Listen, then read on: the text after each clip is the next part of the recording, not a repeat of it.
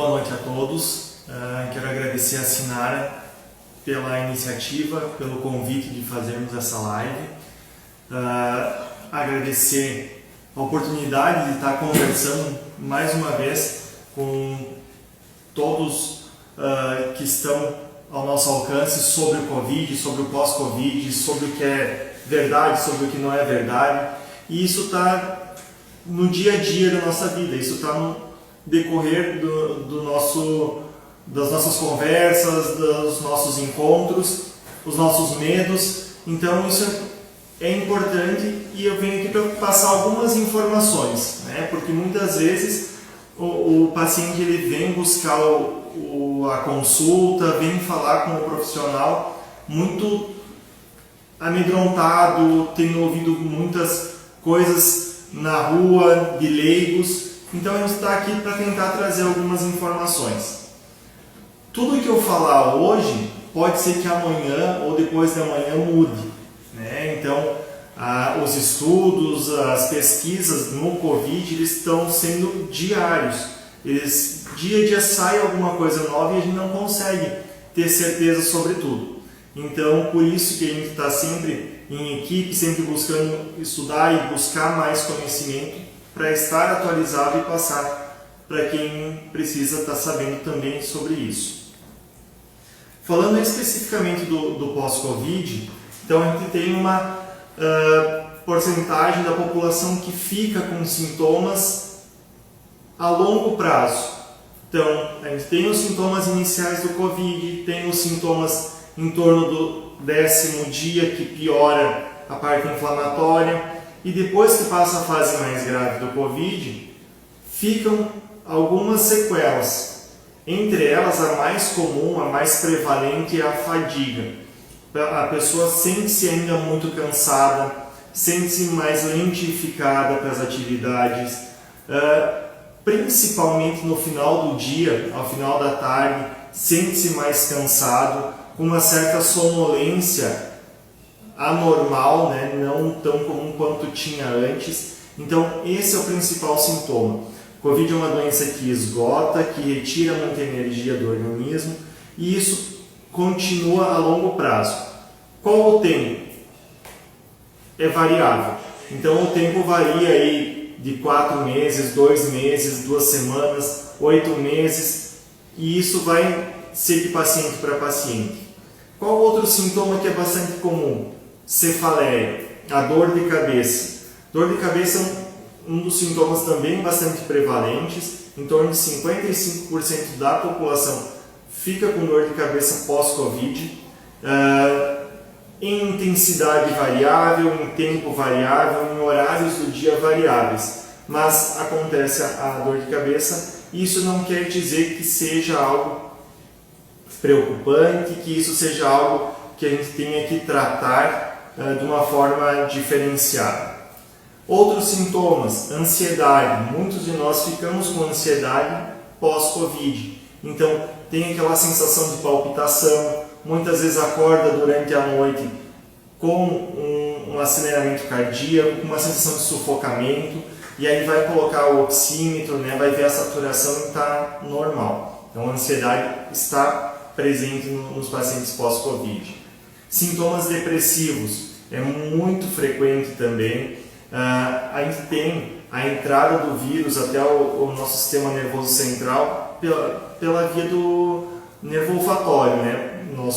A gente contamina, né? Acaba adquirindo Covid pela entrada pelas vias aéreas e por ali ele pode chegar no nervo olfatório e chega até o cérebro. Faz encefalites, faz complicações neurológicas, mas também faz sintomas depressivos que muitas vezes são graves e podem levar a complicações bastante sérias. Outros comprometimentos que ocorrem, né? Pode ficar mais tempo sem sentir o gosto, sem sentir o cheiro, né? Então isso continua. Dores articulares, dores nos joelhos principalmente, entre elas. Dores musculares, o paciente sente bastante, então ele reclama que ainda tem o corpo muito dolorido. Dor torácica, uma dor que surge de uma forma súbita e da mesma forma que ela surgiu, ela vai desaparecer. e essa dor é uma dor tipo uma facada, tipo um aperto que ocorre geralmente no meio das costas, né, no dorso. Sintomas gastrointestinais são bastante comuns, então vai alternar entre constipação com diarreia.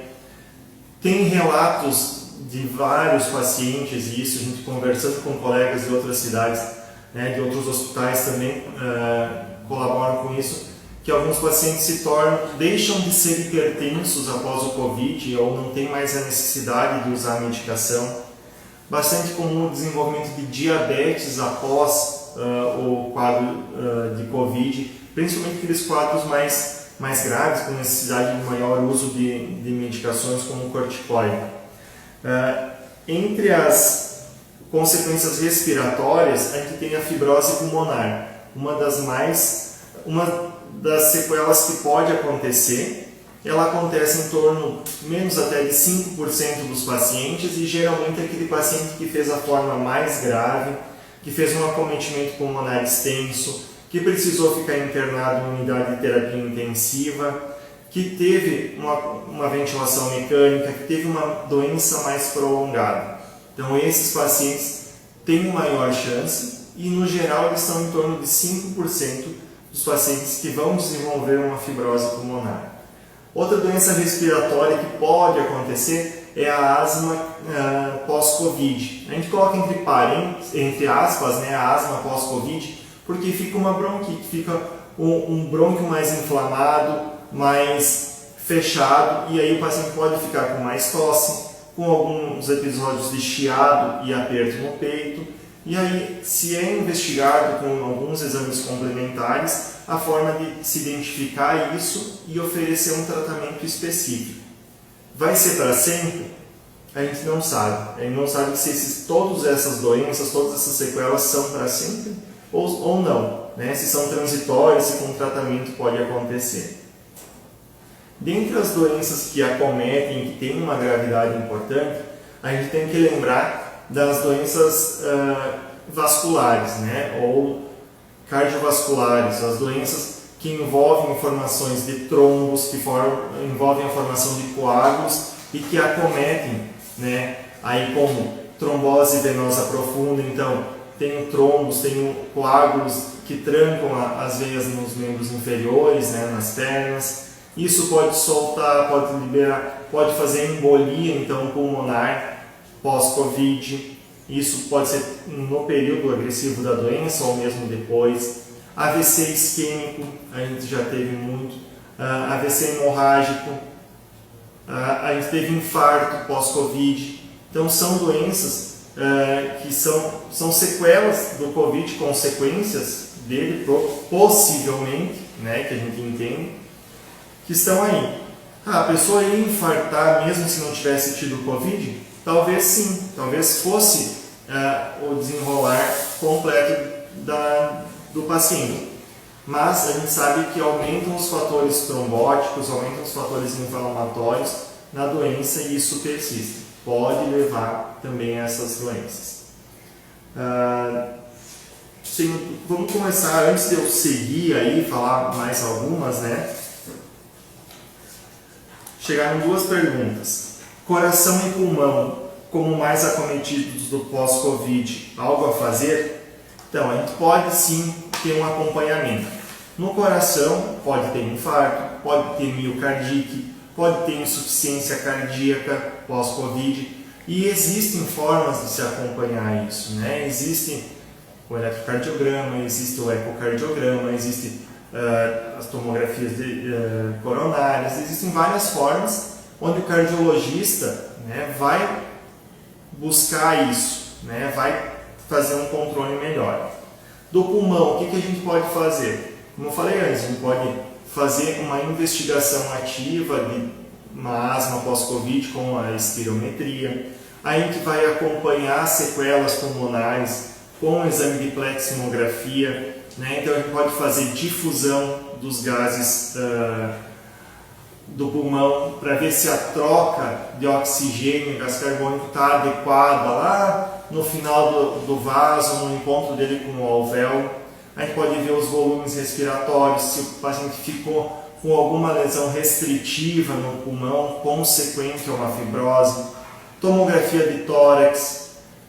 Se ele teve embolia, a gente pode acompanhar com uma cintilografia. Então são inúmeros exames, são inúmeras formas de se seguir, de se acompanhar o paciente, tanto do coração quanto do pulmão, mas que vai depender de caso a caso. Não é uma receita de bolo e um prontuário, né, uma receita prontinha que eu vou entregar para qualquer paciente. Vai depender dos sintomas e vai depender da gravidade e de cada paciente do que está acontecendo. Pegar Covid 2 vezes intensifica os sintomas pós? A gente não sabe como é essa situação. A gente tem vários pacientes que tiveram Covid 2 vezes, mas não vejo, no meu conhecimento, no meu trabalho, no dia a dia, por experiência própria, mudança de intensificação de sintomas entre quem teve uma ou 2 vezes. Isso é muito variável de paciente para paciente, então a gente não consegue ter ainda essa certeza. E como eu costumo falar, talvez daqui 5, 6, 10 anos a gente olhe para trás e entenda um pouco melhor e saiba o que foi feito certo, o que foi feito errado durante a pandemia. Hoje não temos condições de falar sobre isso. Outro sintoma bastante frequente, né, que pode estar acometendo aí os pacientes é em relação ao sono. Muitos deles têm insônia pós-Covid, alguns pioram o ronco, se já tinha antes, outros começam a roncar, e há o desenvolvimento também de apneia obstrutiva do sono em pacientes pós-Covid. Em torno até de 11% em alguns estudos mostram que os pacientes desenvolveram isso no pós-Covid. Então também são sintomas que devem ser investigados, pode ser a sonolência diurna, pode ser o aumento do ronco, as pausas na respiração enquanto dorme. Então, mais uma consequência do pós-Covid. E como que a gente faz esse segmento? Isso é rotineiro, isso é mensal, isso é semanal, que exames que eu vou fazer?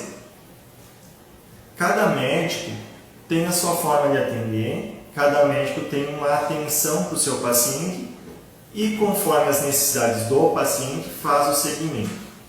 Então, a gente não tem nada pronto e igualitário para todos. Aqui no HC, os nossos pacientes pós-Covid, internados no SUS, a gente referencia para um ambulatório pós-Covid, onde a gente faz o segmento e muitos, na primeiro retorno, a gente já tem alta. Outros pacientes de convênio, pacientes particulares, eles retornam para os seus médicos assistentes. Então a recomendação na alta é que ele retorne para o pneumologista que atendeu, para o clínico que atendeu. Então volta para os médicos e cada um faz o seu segmento. Algumas coisas que são importantes, principalmente para quem teve formas mais graves do Covid. Da parte respiratória, fazer uma tomografia de acompanhamento em torno de 40, 60 dias pós o evento agudo do Covid. Realizar os exames de função pulmonar, então a gente vai acompanhar aí com espirometria, com difusão, com pleximografia, né, para ver volumes e capacidades. Muitos precisam de complementação com gasometria arterial. Será que é o paciente que vai precisar ficar utilizando oxigênio em casa? Alguns saem do hospital com a necessidade do uso do oxigênio, mas com o passar do período, fazendo fisioterapia, fazendo reabilitação, usando o oxigênio por um período, depois não precisa mais. Então a gasometria nos ajuda muito nesse sentido, né? Alguns pacientes saem com alterações de coagulação, com um dedímero muito alto, dedímero de 5.000, de 7.000. Também a gente faz um acompanhamento para ver a queda disso. Alguns tiveram trombose venosa profunda em membros inferiores na internação. Depois de um período a gente faz um novo Doppler de membros inferiores para avaliar se desfez esses trombos. Então vai variar da queixa, vai variar do que acometeu o paciente e como vai ser o segmento pós-Covid. Uma pergunta que várias pessoas questionam aí é: e a vacina, eu posso fazer? Pode. A recomendação então é: tive o Covid, 28º dia após o primeiro sintoma, eu posso vir a fazer a vacina. Tá? Então, independente de qual vacina, após 28 dias pode ser feita. Existe uma recomendação do FDA, né, americano, que recomenda que quem teve a doença, aguardar até 3 a 6 meses para então fazer a vacina. A gente não segue à risca essa diretriz, essa recomendação, a gente deixa, no meu caso, a critério do paciente, mas sempre respeitando o primeiro período aí de 28 dias para então se fazer a dose da vacina, seja ela a primeira ou a segunda ou a terceira dose. Temos mais uma pergunta? Com a nova variante, mudou algo para os cuidados?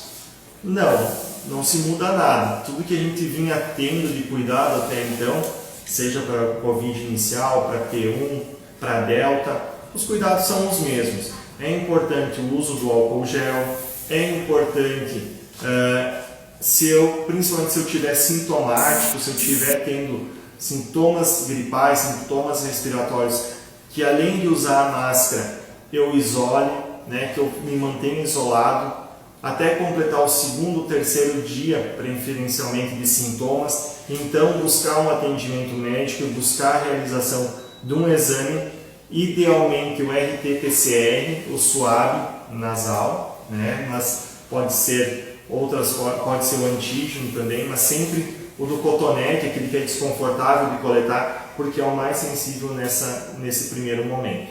Então, os cuidados não mudam, mas devem ser ressaltados. Eu até ia falar isso no final, essa importância da gente ficar sempre atento aos sintomas, e tendo sintomas, se manter isolado, fazer o teste. Negativei? Ótimo. Era um resfriado, era uma gripe, era a rinite, que é muito comum nessa época do ano, e vou seguir minha vida. Positivei. Eu estava isolado, não coloquei mais pessoas em risco, e aí depois disso, dos 10 dias de isolamento, volto às atividades de trabalho, estudo, tudo normalmente. Então, outros exames, né? Eu tenho uma cola aqui do lado. Os anticorpos neutralizantes, eles foram muito discutidos já, né, sobre quando fazer, chegou um momento, não tem importância, agora já voltou a ter importância, então a dosagem do IgG pós-Covid é importante, parece nesse momento ser algo de seguimento para saber como estão os meus anticorpos, como está a minha imunidade frente a uma resposta do meu organismo à doença. E em outras doenças é assim, quando você tem um contato com elas, teu organismo gera uma imunidade, gera uma resposta e fica uma memória de defesa muito importante. Na maioria dos pacientes se cria essa memória e é uma imunidade muito boa. Então, nesse momento voltou a ter importância para o seguimento aí, o IgG e os anticorpos neutralizantes. Né? Então, é uma forma de acompanhar como está a minha imunidade quanto defesa do meu organismo ao Covid. De uma forma ampla, eu acho que consegui meio rápido aí passar algumas coisas. Chegou mais uma pergunta, se eu já peguei Covid, eu posso me sentir seguro? Não sei, né? Então é uma forma assim, tive Covid, parece, né, 3, 6 meses a minha imunidade ainda é bastante forte, eu posso estar mais seguro e mais resistente. Coloco minha mão no fogo para dizer 100% isso? Não, a gente não sabe, a gente está trabalhando com um vírus novo, uma doença nova, que tem tido suas variações no período, né, em toda essa fase. Então assim, eu sei que eu criando imunidade à essência do vírus, eu vou estar protegido. Mas agora eu posso me sentir totalmente seguro? Isso eu não sei dizer para vocês. É muito importante seguir, sim, enquanto as autoridades sanitárias mantiverem isso, os cuidados, né? Usar a máscara em locais com mais pessoas, isolar se tiver com sintomas gripais, fazer o uso do álcool gel, né? Ter aquela higiene da tosse, né? Se tu tá, por algum motivo está sem máscara, se tu está em algum ambiente, vai tossir, usar a mão para proteger o rosto, imediatamente lavar com água e sabão ou usar o álcool gel. Então, são cuidados que tem que ter, tá? A gente entende que o Covid ainda não terminou. Embora ele tenha dado uma trégua, tenha reduzido no mês de setembro, voltou a aumentar agora as nossas internações em UTI, a gente tem que ficar ainda bastante atento e cuidando do que está acontecendo, né, para evitar novos surtos, né, novos períodos ruins como foi de março, principalmente desse ano, a maio. Tem mais uma pergunta. Tive Covid em fevereiro, com poucos sintomas. Tenho dor e fraqueza nas pernas e braços. É sequela? Quais exames fazer? Isso pode ser sequela da Covid, embora os sintomas tenham sido fracos naquele momento. Pode ser sim uma sequela. Quais exames fazer? Vai depender de uma anamnese, de uma história clínica, de um exame físico mais detalhado, para então se definir quais exames fazer. Não são todos os exames que a gente vai fazer para todos os pacientes. Então isso vai na consulta, o médico vai atender esse paciente e vai falar, olha, eu acho que você tem que fazer tais exames. Isso vai ser uma conduta médica. A dosagem seriada de anticorpos IgG neutralizantes auxiliam no monitoramento da imunidade pós-vacina e pós-doença. Isso é uma verdade e isso tem que ser levado em consideração para a gente saber se está mais seguro ou não. Então é um exame, é uma disponibilidade que se tem de fazer esse segmento. Após 1 ano e meio de Covid, a máscara realmente faz a diferença? São perguntas bem interessantes, né, e bem conflitantes, né? O que eu penso da máscara? A máscara é uma forma de proteção, é uma forma de segurança. Se eu estiver num ambiente onde eu tenho mais pessoas e eu estou sintomático, eu não estou mantendo um distanciamento, eu preciso usar máscara. Se eu vou correr ao ar livre, eu, Gustavo, não vejo a necessidade da máscara. Porém, a gente tem legislações, a gente tem orientações que ainda prezam pelo uso da máscara. Isso vai variar conforme a cidade. Exames em farmácia e em laboratório. Qual a diferença? Qualidade e padronização. Hoje em dia existem inúmeros testes a serem realizados, tá? Então, muitas farmácias oferecem o antígeno, que é aquele teste que tu vai fazer depois que já está começando as defesas ali do teu organismo, em torno do 4º dia. Vai depender muito da coleta, né? Quem vai coletar, como vai coletar, se o teste tem uma padronização, se está liberado pela Anvisa, né? Hoje a gente sabe que o RT-PCR é o mais sensível, feito em hospitais, em laboratórios, onde tem uma segurança maior, né? Uma qualificação maior, tá? Existem outros testes? Existem. É de fácil acesso? É de fácil acesso. Hoje se perdeu muito a indicação médica do exame quanto a isso, mas o ideal é sempre buscar o atendimento do médico e ele te prescrever ou te solicitar o exame e o teu médico vai te dizer, ó, vamos fazer o RT-PCR, vai no hospital, vai fazer, vamos fazer o IgG, o IgE, né, que é o exame de sangue, o que a gente vai fazer, tá? Então, sempre a busca aí por uma informação. Depende do período da doença, em que fase da doença que eu estou, quantos dias de sintoma. Isso também vai ter relação com o teste que vai ser feito. Certo? Então, agradeço, mais uma vez agradeço a Sinara, agradeço ao HC pela oportunidade. A gente fica sempre à disposição e assim que o Caio puder, ele vai estar conosco, passando mais informações, falando especificamente dos testes, qual o melhor, qual o local de fazer, qual a forma de se avaliar e quais os exames que ele tem visto também mais na prática dele de laboratório, que demais profissionais estão solicitando. Uma boa noite e muito obrigado.